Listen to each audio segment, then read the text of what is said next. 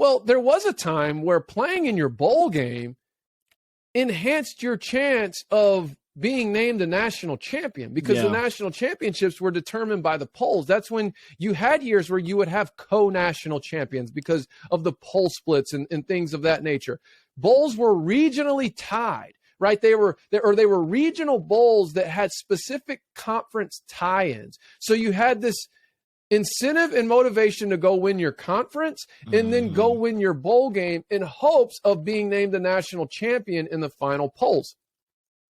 From my perspective, where all of this started to shift was in 1997, when you had Michigan, an undefeated Heisman Trophy Award winning Michigan Wolverines with Charles Woodson playing in the Rose Bowl, and you had an undefeated Scott Frost, Tom Osborne. It was the finale of the Tom Osborne era against Tennessee and Peyton Manning. Michigan wins. Nebraska dominates as they did all season. And every fan sat back and went, gosh. I wish I could see that game. What if we could see that game? But that wasn't what started to shift the landscape. It wasn't what the fans wanted. It's never what the fans wanted. It was that some executive went, God, how much money are we losing by not pitting Nebraska versus Michigan? And then we had co-national champions that year. There was a poll split. Fans were left empty-handed. The moneymakers involved in this situation were left empty-handed.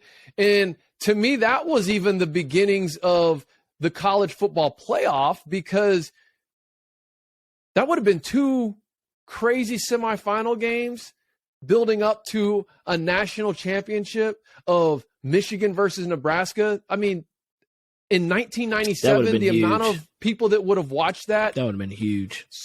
So much money would have been on the line. So then they shifted to the BCS, where it became this crazy formula that really almost right out of the gate was put into question when Florida State made the national championship against OU over Miami, I think in 2000, because 98 you had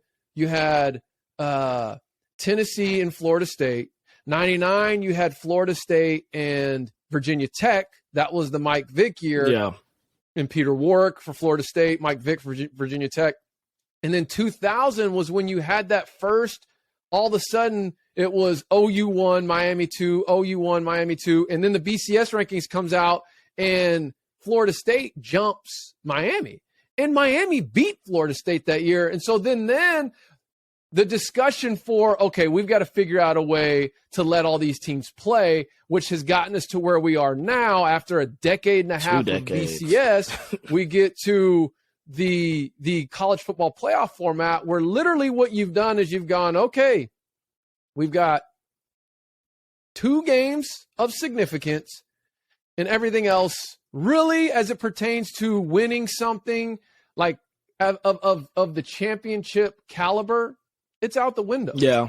Right? Whereas 30, 40 years ago, the teams playing in the Sugar Bowl, the teams playing in the Cotton Bowl, the teams playing in the Rose Bowl, and the teams playing in the Orange Bowl, how all those games played out could have an impact on who was named national champ. Right. And so, to me, the real potential solution is really one of 2 options. You either go old school, you throw this whole playoff system completely out the window, which is never going to happen because it makes too much money. But you could do that and get back to the polls deciding the national champion, and now you're bringing significance back to all of these bowl games, or you expand.